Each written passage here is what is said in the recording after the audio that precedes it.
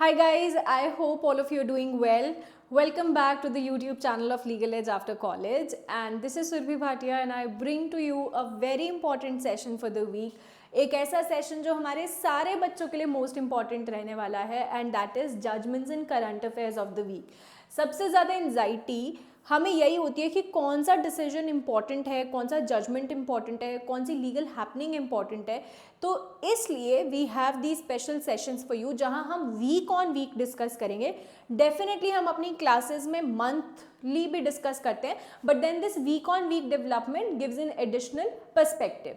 तो आज हम डिस्कस करने वाले हैं 3 ऐसी न्यूज़. ठीक है, सबसे पहला, कैलकाटा हाई कोर्ट क्लैरिफाइड कि फॉल्स प्रॉमिस टू मैरी हमेशा रेप की तरफ नहीं जाएगा. एंड इसी के अराउंड सुप्रीम कोर्ट ने भी कुछ कॉशियस स्टेटमेंट दिया है that we would discuss, because the kind of statement that came from Supreme Court, इस वजह से ये बहुत इंपॉर्टेंट हो जाता है. साइमल्टेनियसली इससे कनेक्टेड जो प्रोविजंस है उसका बहुत ज़्यादा मिसयूज हो रहा है, तो उसलिए भी ये हमारा जो प्रोविजन है, जो हमारा ये केस है, इंपॉर्टेंट होगा. Then principle of parity. Principle of parity मतलब कि सबको सेम सिचुएशंस में एक जैसा ट्रीट करना. इसके अराउंड एक बेल के डिसीजन दिया था सुप्रीम कोर्ट ने, जहां एमपी हाई कोर्ट ने एक को अक्यूज्ड को दे दी बेल. अब दूसरे वाला जो भाग गया था 6 महीने बाद वापस आया, वो भी बेल मांग रहा है. तो क्या उसे बेल मिलनी चाहिए या नहीं, ये हमारा मुद्दा है प्रिंसिपल ऑफ पैरिटी में. तो एग्जैक्टली ये प्रिंसिपल क्या होता है, क्योंकि इसी प्रिंसिपल से कनेक्टेड दिसंबर में भी सुप्रीम कोर्ट ने डिसीजन दिया था और अब फिर से एक नया डिसीजन आया है. एंड लास्टली, ये तो सबने सुना होगा कि कुणाल कामरा ने चैलेंज किया है इस बार सेंट्रल गवर्नमेंट को. इस बार उल्टा हो गया, सेंट्रल गवर्नमेंट ने कोई केस नहीं किया, कुणाल कामरा ने केस किया है सहयोग पोर्टल पे. तो एग्जैक्टली सहयोग पोर्टल क्या है, ये केस क्या है, बहुत इंपॉर्टेंट है, क्योंकि पिछले साल भी एक्स एज इन ट्विटर ने सहयोग पोर्टल पे केस किया था. उस चीज़ का रिविजन भी चल रहा है अभी कर्नाटका में. तो ये चीज़ इंपॉर्टेंट हो जाएगी because this is something that connects IT laws as well as constitution. तो स्टार्ट करते हैं अपने तीनों केसेस के डिस्कशन के साथ. सबसे पहले हम डिस्कस करने वाले हैं Anirban Mukherjee versus state of West Bengal and another 2026 का केस. साइटेशंस इंपॉर्टेंट नहीं है, ईयर इंपॉर्टेंट डेफिनेटली है. हम पहले डिस्कस करेंगे फैक्ट्स बहुत ही ब्रीफली, एंड देन क्या कंटेंशंस थे या क्या प्रोविजंस थे, एंड लास्टली कोर्ट ने एग्जैक्टली क्या बोला. तो यहाँ अनिर्बान मुखर्जी ये थे एक कंसेंशुअल रिलेशनशिप में. किसके साथ? एक लड़की के साथ. ठीक है, अब जो यहाँ पर रिस्पोंडेंट है, मतलब वो जो लड़की है, this respondent is the girl in the question. Anirban is the petitioner और you can say appellant in the, I would rather say appellant in the case. Okay, now Anirban basically ये बोल रहे हैं कि हाँ, तो यहाँ पर जो रिस्पोंडेंट है, जो लड़की है, उसका ये कहना है कि जो अनिर्बान है, इन्होंने मुझे वादा किया शादी का, एंड उस शादी के वादे के बेसिस पे there was a sexual intercourse between Anirban and the girl, and after which the girl even got pregnant. और अनिर्बान ने ही even went to the extent of termination of pregnancy. Girl को फोर्स करके प्रेगनेंसी भी टर्मिनेट करवा दी, और प्रेगनेंसी टर्मिनेट होने के बाद द पर्सन डिनाइड कंप्लीटली कि किसी भी तरीके की शादी होगी, ऐसा उसने कंप्लीटली मना कर दिया. एट द सेम टाइम उस लड़के ने लड़की को, मतलब अनिर्बान ने इस गर्ल को ये भी धमकी दी कि जो भी कुछ प्राइवेट पिक्चर्स हैं, कुछ प्राइवेट मोमेंट्स हैं, वो उसे भी पब्लिक कर देगा, उसको भी लीक कर देगा. As a result of which the girl filed a case. कौन कौन से सेक्शन के अंडर? सेक्शन 417 चीटिंग के अराउंड, सेक्शन 376 रेप के around. Because according to her जो कंसेंट था, वो कंसेंट था driven on this false promise of marriage. As a result of which जब शादी का प्रॉमिस ही झूठा है, तो वो कंसेंट भी कहीं ना कहीं झूठा हो गया. As a result of which किसी सेक्सुअल इंटरकोर्स में अगर कंसेंट नहीं है, तो वो क्या हो जाता है? सेक्शन 375 के अकॉर्डिंग रेप हो जाता है. एंड उसकी पनिशमेंट कहाँ है? सेक्शन 376 में है. Section 313 that is causing miscarriage by without consent, and 506 criminal intimidation, क्योंकि वो यहाँ उसे क्रिमिनली इंटिमिडेट कर रहा था, डरा रहा था कि वो जो भी प्राइवेट मोमेंट्स के पिक्चर्स हैं वो पब्लिक कर देगा, दुनिया में शेयर कर देगा. So this girl came to the court and उसने ये सारे एक्यूजेशंस लगाए. अब यहाँ पर जो कैलकाटा हाई कोर्ट है, कैलकाटा हाई कोर्ट ने एविडेंसेस को इवैल्यूएट किया एंड कैलकाटा हाई कोर्ट ने यहाँ पर सबसे पहले क्या बोला कि जब आप बोल रहे हैं कि कंसेंट दिया गया, उसके बाद जब प्रेगनेंसी हुई, उसके बाद जब टर्मिनेशन ऑफ प्रेगनेंसी हुई, उसके बाद भी you have travelled with Anirban, you have travelled with this guy, as a result of which आपका कंसेंट जो है वो अंडर थ्रेट या under that false promise driven तो नहीं हो रहा था. सबसे पहली चीज. दूसरी चीज, यहां पर आईपीसी में इससे कनेक्टेड कोई सेक्शन नहीं है.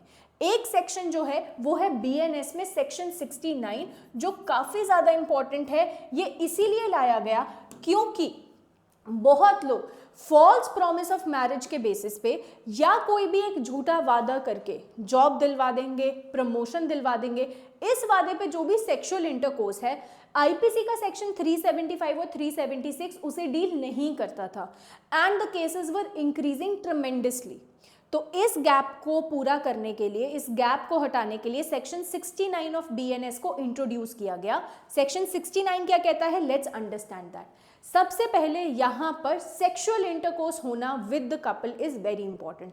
तो यहां sexual intercourse between a girl and a boy is important, तभी सेक्शन 69 की शुरुआत होगी. सेकेंड इंपॉर्टेंट एस्पेक्ट इज कि यहां पर डिसीटफुल मीन्स भी लॉ ने यहां डिस्क्राइब कर दिया. क्या है डिसीटफुल मीन्स? सेक्शन 69 की एक्सप्लेनेशन के according, shall include inducement for और false promise of employment, promotion, marrying by suppressing identity. चाहे तुम जॉब के लिए, प्रमोशन के लिए या झूठा वादा शादी का कर रहे हो अपनी आइडेंटिटी छुपा के, यू आर ऑलरेडी मैरिड, या फिर तुम ये पर्सन ही नहीं हो, you are just portraying yourself to be this particular person.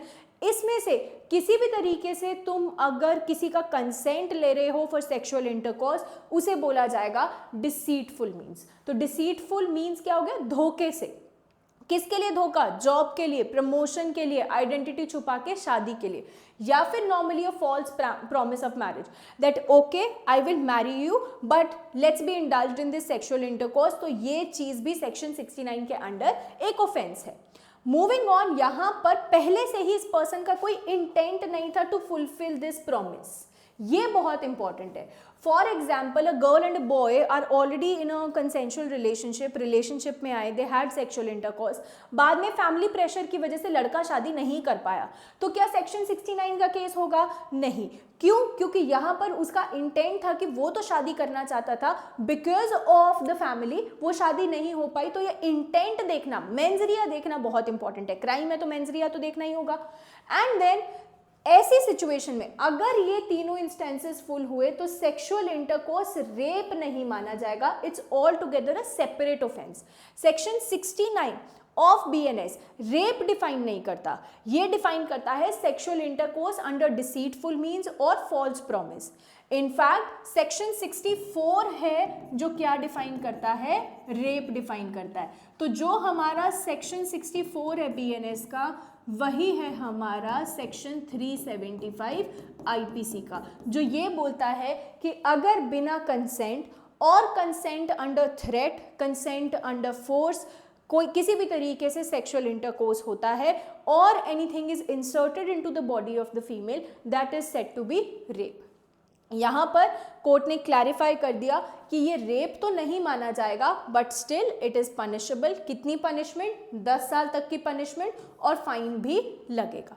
ठीक है. तो सेक्शन 69 इंट्रोड्यूस ही इसलिए किया गया क्योंकि बहुत सा मिसयूज हो रहा था. फॉल्स प्रॉमिस पे सेक्सुअल इंटरकोर्स के एलिगेशंस बहुत आ रहे थे, रेप के केसेस बहुत फाइल हो रहे थे, whereas the gap of interpretation was कि वो रेप एग्जैक्टली था नहीं. इस वजह से सेक्शन 69 को इंट्रोड्यूस किया गया. अब coming back to a current case, court ने ये क्लियरली क्लैरिफाई किया कि यहां पर जो कंसेंट है डेफिनेटली फॉल्स प्रॉमिस पे है, वो डेफिनेटली फॉल्स प्रॉमिस पे हुआ था और स्टार्टिंग से ही कोई इंटेंट नहीं था. अगर कोई एक सब्सिक्वेंट रिफ्यूजल है शादी का, वो रेट्रोस्पेक्टिवली क्रिमिनलाइज नहीं करेगा। जो एग्जाम्पल हमने लिया था वही चीज कोर्ट बोल रहा है। कोर्ट क्या बोल रहा है कि अगर Anirban and that girl came into a relationship with that intent to marry each other, उन्होंने एक सेक्सुअल इंटरकोर्स किया and later the guy refuses, उसने मना कर दिया, तो बाद में अगर मना किया गया है, बाद में अगर कहीं भी इंटेंट इधर उधर हुआ है, तो क्या हम पीछे वाले ऑफेंस को, पीछे वाले सेक्सुअल इंटरकोर्स को भी एक ऑफेंस मानेंगे? नहीं। जो ये कंसेंट का एस्पेक्ट है ये रेट्रोस्पेक्टिवली पास्ट में अप्लाई नहीं होगा। See, you will understand this line properly. Mere breach of promise to marry after 5-year relationship does not amount to rape. कि अब अगर 5 साल रिलेशनशिप में होने के बाद शादी से मना कर दिया, इसका मतलब ये नहीं है हर वो सेक्सुअल इंटरकोर्स जो रिलेशनशिप के दौरान हुआ वो रेप कंसिडर होगा। That will not happen. Why? Because वो एस्पेक्ट रेट्रोस्पेक्टिवली नहीं लगेगा। अगर यू नो कि आज फॉल्स प्रॉमिस है and tomorrow a sexual intercourse happens, that could be rape, but yesterday it won't be rape. And secondly the court said कि misconception of fact, मतलब कि कंसेंट की क्वालिटी क्या है, जो डील करता है हमारा सेक्शन 90 ऑफ आईपीसी, कि क्या वो कंसेंट किसी डर के अंदर, दबाव के अंदर, धोखे के अंदर तो नहीं है, किसी भी तरीके से वो कंसेंट इंटिमिडेट करके तो नहीं लिया गया। अगर मैं इस कंसेंट की क्वालिटी चेक करूं तो कोर्ट सेड कि कंसेंट की क्वालिटी में भी कोई दिक्कत नहीं है, because even after the abortion she was travelling with the petitioner, she was travelling with the appellant, as a result of which consent यहाँ उसने अपनी मर्जी से दिया था, नॉट अंडर एनी फोर्स और फ्रॉड और fear. As a result of which court said कि जस्ट बिकॉज आज मना किया है रेप का केस नहीं बनेगा। एंड साइमल्टेनियसली सुप्रीम कोर्ट ने भी 17 ऑफ फरवरी को in YK versus state government of NCT of Delhi ये ओरली रिमार्क दे दिया। Justice BV Nagarathna was also on this bench. उन्होंने ओरली ये रिमार्क दे दिया कि guys and girls if they are in this arranged marriage setup, तो शादी से पहले they should not be involved into any kind of sexual intercourse. Why? Because बाद में किसी भी तरीके से ये जो situations है ये सिर्फ और सिर्फ कोर्ट में लैंड अप करती है। एंड कोर्ट इवन क्लैरिफाइड कि आपको हम लग रहे होंगे ओल्ड फैशन, आप बहुत ही मॉडर्नाइज हो गए हैं, before the marriage also the guy and the girl, even in arranged marriage setup or the love marriage setup, they are involved in sexual intercourses, but that is absolutely wrong. Why? Because इसके लिए आपको थोड़ा संभलना होगा। You cannot trust a person, you cannot trust anyone at this point of time. All these instances are landing into the courts, as a result of which the court told everyone to be cautious, clarifying हम लग रहे होंगे old fashioned, but we are talking for the welfare of each one of you. Alright, so इस statement की वजह से भी हमारा यहाँ इंपॉर्टेंट हो जाता है। तो दोनों ही इंस्टेंसेस में अगर कंसेंट जब लिया गया फॉर सेक्सुअल इंटरकोर्स तब कोई धोखा नहीं था, कोई झूठा वादा नहीं था, तो that consent is absolutely proper. Okay, आगे चलते हैं। द नेक्स्ट केस इज बाल Mukund Singh Gautam versus state of MP and another 2026 का केस है। यहाँ पर एक जो पर्सन है ये पिछले 6 साल से भगौड़ा है, ये भागा हुआ है, ना तो इसने इन्वेस्टिगेशन में किसी तरीके से कोऑपरेशन किया, ना ही इसने ट्रायल में किसी तरीके से कोऑपरेशन किया। अब इसके साथ जो इसका साथी था, जो इसका को अक्यूज्ड था, को अक्यूज्ड मतलब दोनों ने साथ में मिलकर ऑफेंस किया है, ये जो को अक्यूज्ड है ये बेचारा यही रह गया। इसने ट्रायल में भी कोऑपरेट किया, इन्वेस्टिगेशन वगैरह में भी कोऑपरेट किया, और इस को अक्यूज्ड को मिल गई बेल। क्या मिल गई? बेल मिल गई। अब ये क्योंकि इन्वेस्टिगेशन में, ट्रायल में वो नहीं कर रहा था, अब ये गया, इसकी एंटिसिपेटरी बेल भी इस चक्कर में रिजेक्ट होगी। एंटिसिपेटरी बेल मतलब अरेस्ट होने से पहले जो बेल दी जाती है वो रिजेक्ट हो गई।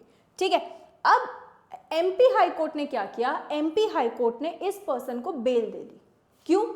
प्रिंसिपल ऑफ पैरिटी लगाते हुए। प्रिंसिपल ऑफ पैरिटी मतलब जो लोग सेम सिचुएशन में हैं, सेम सर्कमस्टांस में हैं, उन पे सेम प्रोविजंस लगेंगे। तो कोर्ट का मानना ये था, जब संता और बंता, जस्ट एज एन एग्जाम्पल, संता और बंता दोनों ने ऑफेंस किया है, दोनों का सर्कमस्टांस सेम है, संता को बेल मिल चुकी है तो बंता को क्या बेल मिलनी चाहिए? बिल्कुल मिलनी चाहिए। एमपी हाई कोर्ट ने यही प्रिंसिपल ऑफ पैरिटी लगाया और इसी प्रिंसिपल ऑफ पैरिटी के अगेंस्ट, इसी बेल ग्रांट के अगेंस्ट यहाँ पर अपील कहाँ गई है? सुप्रीम कोर्ट गई है। Hence are this case of Bal Mukund Singh Gautam versus state of MP and others. I hope this point is clear to each one of you. तो यहाँ पर क्योंकि दूसरा को अक्यूज सेम एफआईआर में एक्विट हो गया है तो पैरिटी के ग्राउंड्स पे उसको भी बेल दे दी। चलो देख लेते हैं पैरिटी का ग्राउंड क्या होता है। अच्छा, पैरिटी का ग्राउंड कहीं कॉन्स्टिट्यूशन में भी है क्या? याद है article 14? Article 14, similarly placed persons should be treated similarly, equal protection of law, याद है?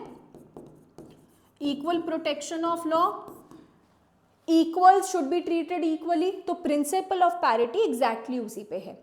तो जो कंसर्न आया सुप्रीम कोर्ट के सामने दैट वाज कि अगर कोई एक पर्सन एब्सकॉन्ड कर रहा है, भागा हुआ है, तो क्या यहाँ पे उसको बेल मिलनी चाहिए इस फैक्ट पे बेस्ड कि उसके को अक्यूज्ड को बेल मिल गई है?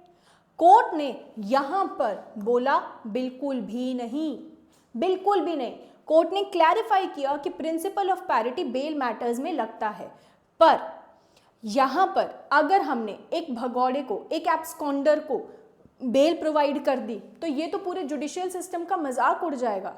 क्यों? क्योंकि वो पर्सन जो यहाँ रह के इन्वेस्टिगेशन में कोऑपरेट कर रहा था, ट्रायल में कोऑपरेट कर रहा था, उसके लिए क्या मोटिवेशन रह जाएगा कि कल को भी वो कोऑपरेट करे? क्यों?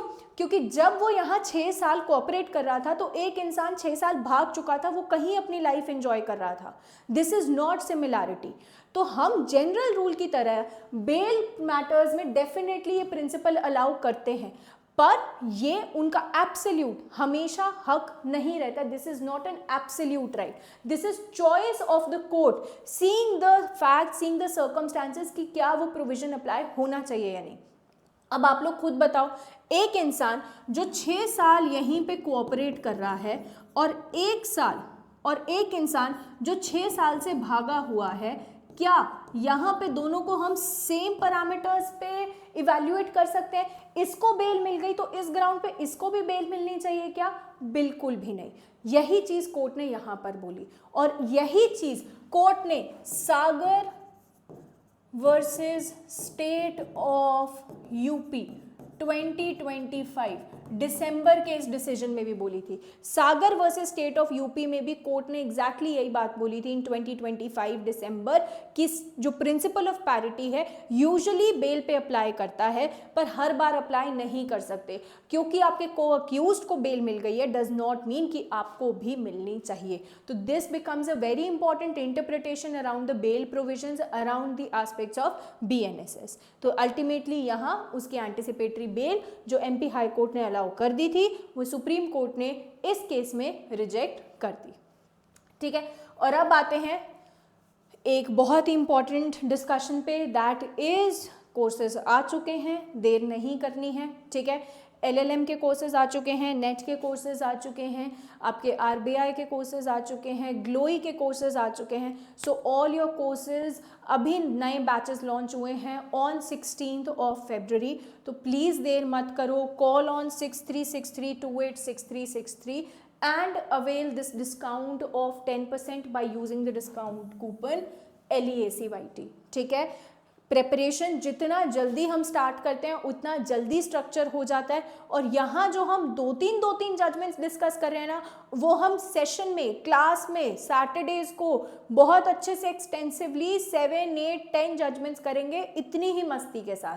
ठीक है, तो फटाफट 6363286363 पे कॉल करो and choose your batch. Okay, चलो अब आते हैं ऑन अ वेरी इंपॉर्टेंट मुद्दा, इस पूरे साल में इंपॉर्टेंट रहने वाला है, एंड दैट इज सहयोग portal was challenged in Bombay high court. Case कहाँ गया है? बॉम्बे हाई कोर्ट में गया है। किस किसने किया है? कुणाल कामरा ने किया है, एंड किसने किया है? Lawyer senior advocate Harish Jagtiani, इन दोनों ने यहाँ पर केस किया है। किस पे? सहयोग पोर्टल पे। तो सबसे पहले तो ये समझते हैं ये सहयोग पोर्टल है क्या। ठीक है, सहयोग portal actually union home ministry का एक आई वुड से टूल है। ठीक है, एक काइंड ऑफ प्लेटफॉर्म है। ठीक है, इसे 2024 में बनाया गया था। अब इस प्लेटफॉर्म का पर्सपेक्टिव क्या है कि सारे जितने भी हमारे सोशल मीडिया प्लेटफॉर्म्स हैं, Meta, Facebook, WhatsApp, Instagram, YouTube, ये सब आके इस पे रजिस्टर हो जाएं एंड इस पोर्टल के थ्रू अगर कभी भी कोई भी चीज़ हटानी पड़ रही है, ऑब्जेक्शनेबल कंटेंट को हटाना पड़ा है, तो फटाफट उसके ऑर्डर्स हम इशू कर पाएं। और जो भी नोटिस देने हैं इन आईटी इंटरमीडियरीज को, इंटरमीडियरीज मतलब जो भी अपने प्लेटफॉर्म्स हैं, इनको जो नोटिस देने हैं वो हम क्विकली दे दें। तो सहयोग पोर्टल एक ऐसा प्लेटफॉर्म है, कौन ऑपरेट करता है इसे? Indian cyber crime coordination centre I4C operate करता है। दिस बिकम्स वेरी इंपॉर्टेंट, ठीक है। तो I4C ऑपरेट करता है एंड इसका पर्पस बस इतना है कि अगर कहीं भी कोई भी ऑब्जेक्शनेबल डेटा आया है, कोई कंटेंट आया है, तो सहयोग पोर्टल के थ्रू प्लेटफॉर्म को बता दिया जाता है कि फटाफट इस कंटेंट को हटाओ, ठीक है। एंड जितनी भी ऑथराइज्ड एजेंसीज हैं, इंटरमीडियरीज हैं, वो एक सिंगल प्लेटफॉर्म पे आएंगी, एक ऑटोमेटेड एक्शन हो जाएगा अगेंस्ट अनलॉफुल ऑनलाइन कंटेंट। अब वो ऑनलाइन कंटेंट क्या अनलॉफुल है क्या नहीं, उसके लिए वैसे तो था हमारे पास सेक्शन 69A, ठीक है। अब यहाँ पर एक बार मैं तुम्हें आईटी एक्ट के प्रोविजंस बता देती हूँ। आईटी एक्ट का सेक्शन 66A ये बोलता है कि अगर कोई भी मैसेज ऑफेंसिव लगे, कोई फॉल्स इंफॉर्मेशन फैला रहा है, कोई अनॉय कर रहा है किसी भी चीज से, तो वो क्या है? एक क्रिमिनल ऑफेंस है। अब एक बात बताओ, कोई एक रील मुझे ऑफेंसिव लग सकती है, मुझे अनॉय कर सकती है, पर क्या पता आपको ना करे। तो अनॉय वर्ड तो बहुत ही ज्यादा वेग हो गया एंड एनीथिंग दैट इज वेग वो लॉ तो नहीं हो सकता, बहुत गलत हो जाएगा। तो Shreya Singhal versus union of India 2015 के केस में अ लैंडमार्क जजमेंट जिसने ये बोला था कि हमें freedom of speech and expression है। Just because what I am saying is annoying anyone else does not mean कि मैं बोलना बंद कर दूं। Please have a proper reasonable ground, this is not a reasonable ground. तो इस सेक्शन में इस केस में सेक्शन 66A को क्या डिक्लेयर कर दिया था? अनकॉन्स्टिट्यूशनल डिक्लेयर कर दिया था। और साथ में ही कोर्ट ने ये बोला कि देखना है तो सेक्शन 69A देखो। सेक्शन 69A क्या कहता है? अब ये बोलता है कि गवर्नमेंट को अगर कोई भी कंटेंट ब्लॉक करना है, तो जैसे हमारे पास आर्टिकल 19 के रीजनेबल रिस्ट्रिक्शंस है ना, कि हम फ्रेंडली रिलेशंस खराब हो रहे हैं तो कर सकते हैं, सॉवरेनिटी पे इम्पैक्ट आ रहा है तो कर सकते हैं, अगेंस्ट द कंट्री है तो कर सकते हैं, ठीक है। Then security of the country impact हो रही है, पब्लिक ऑर्डर इम्पैक्ट हो रहा है, डिफेंस इम्पैक्ट हो रहा है, इन ग्राउंड्स पे जो आर्टिकल 19 के रीजनेबल ग्राउंड्स है, इन ग्राउंड्स पे कंटेंट को हटा सकते हैं। और जब भी कंटेंट हटाया जाएगा साथ में बनेगी एक कमेटी, ये कमेटी करेगी पूरा रिव्यू इस ऑर्डर का कि क्या ये ऑर्डर सही तरीके से हटा है, क्या इस ऑर्डर को नहीं हटाते तो शायद इतनी दिक्कत नहीं होती। तो प्रॉपर एक रिव्यू होगा ताकि गवर्नमेंट भी ऐसे रैंडमली अपनी पावर्स चेक ना यूज करे कि उसके खिलाफ कोई कंटेंट आया और उसने हटवा दिया, नहीं। तो ये कमेटी का जो एस्पेक्ट था ये बहुत इंपॉर्टेंट एस्पेक्ट था ऑफ सेक्शन 69A। तो श्रेया सिंघल में कोर्ट ने 66A हटा दिया और 69A को बोला कि हाँ ये फॉलो करेंगे, प्रॉपर बढ़िया प्रोसीजर है, ग्राउंड्स भी है, कमेटी भी है, रिव्यू ऑर्डर भी आएगा, सब बहुत अच्छा है। अब अगर मान लो सब बिल्कुल सही है, कमेटी ने बोला हटाओ, तो प्लेटफॉर्म को वो हटाना पड़ेगा, ठीक है। It mandates the online platforms कि आप वो कंटेंट हटाइए। अब एक बात बताइए, अगर ए ने इंस्टाग्राम पे कुछ पोस्ट किया और वो कंटेंट गलत था, 69A के अकॉर्डिंग वो हटाना था, तो क्या इंस्टाग्राम भी इसके लिए लायबल है? तो सेक्शन 79 हमारे उसी प्लेटफॉर्म को सेव करता है through the safe harbour clause. Safe harbour clause क्या कहता है कि अगर कहीं भी कोई कंटेंट गलत आया है तो प्लेटफॉर्म लायबल नहीं है, हमारा वो पर्सन, वो यूजर, वो कंटेंट पोस्ट करने वाला पर्सन लायबल है। तो safe harbour clause is for the protection of platform. अब आप एक बात बताओ, अगर इंस्टाग्राम को इन्फॉर्म कर दिया गया कि मिस्टर ए का कंटेंट गलत है, हटाइए, इंस्टाग्राम ने फिर भी नहीं हटाया, फिर से बोला हटाइए, नहीं हटाया, क्या अब भी इसकी ये प्रोटेक्शन रहनी चाहिए क्या? नहीं। तो सेक्शन 79 यही चीज बोलता है कि आपको वो ऑनलाइन प्लेटफॉर्म से हटाना पड़ेगा। अगर आपने नहीं हटाया तो आपकी जो प्रोटेक्शन है वो आपसे वापस ले ली जाएगी। क्लियर? तो सेक्शन 69A मुझे ग्राउंड्स देता है, मुझे प्रोसीजर्स देता है, और सेक्शन 79 मुझे प्रोवाइड करता है safe harbour clause. This provision is very very important, बहुत ज़्यादा न्यूज़ में रहता है। ठीक है, अब यहाँ पर ये तो चलो चल ही रहा था, 2025 में आईटी रूल्स, इंफॉर्मेशन टेक्नोलॉजी के रूल्स भी अमेंड कर दिए जो इफेक्टिव हो गए थे 15 नवंबर से। ठीक है, अब ये अमेंडमेंट क्या थे? अमेंडमेंट देखो कि 36 आवर्स के अंदर आपको वो हटाना पड़ेगा। 36 hours of actual knowledge. Actual knowledge exactly क्या है? कोर्ट का नोटिस या फिर कोई भी ऐसा रिटन नोटिस किसी भी ऑथराइज्ड सीनियर ऑफिसर। अब कुणाल कामरा का कहना यह है, एक कंटेंट हटाने के लिए आपने ऑथराइज कर दिया 1000 10,000 लोगों को। This is wrong. ऐसे कैसे आपने इतने सारे लोगों को ऑथराइज कर दिया? ठीक है, तो यहां पर इन्होंने लीगल बेसिस बता दिया, नेचर ऑफ अनलॉफुल एक्ट बता दिया, पर एक चीज बाईपास कर दी, एंड दैट वाज कमेटी। जो ये सेक्शन 69A की कमेटी है, इस कमेटी का रेलेवेंस खत्म कर दिया इन आईटी रूल्स के अमेंडमेंट ने, जिसकी वजह से यहां पर पूरी गड़बड़ गई।